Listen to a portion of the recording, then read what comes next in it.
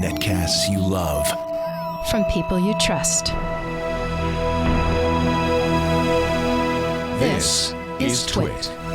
Josh Windisch here for Before You Buy on Twit, and today I've got the Samsung LTE Mobile Hotspot Pro from T-Mobile. It's selling for $168 on T-Mobile's website, but they also give you the option to pay it off over 24 months.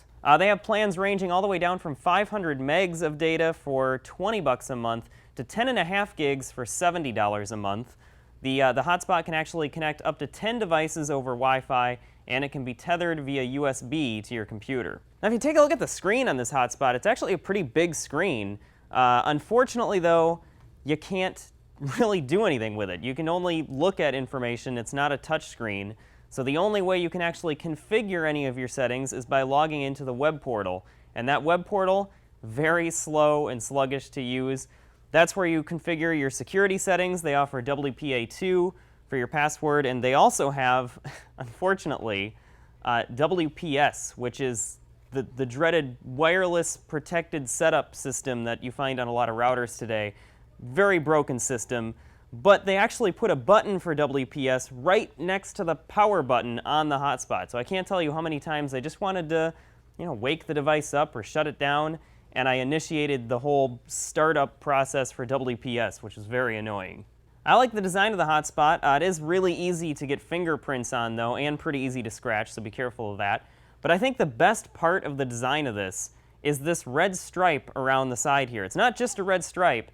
This is actually a USB to micro USB cable that you can use to charge the hotspot itself. They do include an actual power adapter as well, but you could use this on the go. And it also can charge other devices from the hotspot, so it actually can work as an external battery that you can take with you. Speaking of the battery, that's another big win with this hotspot.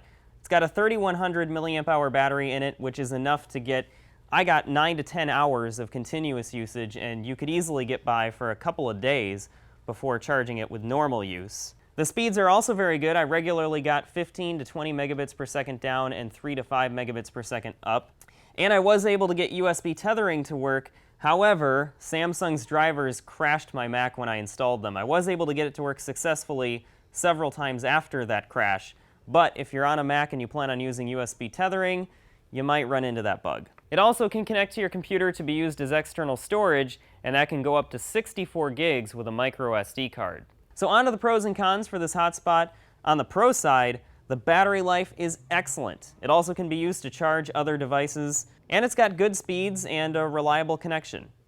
The cons, no way of configuring or changing any of your settings on the hotspot itself. You have to use the web portal, which is very slow, and Samsung's drivers for USB tethering crashed my Mac.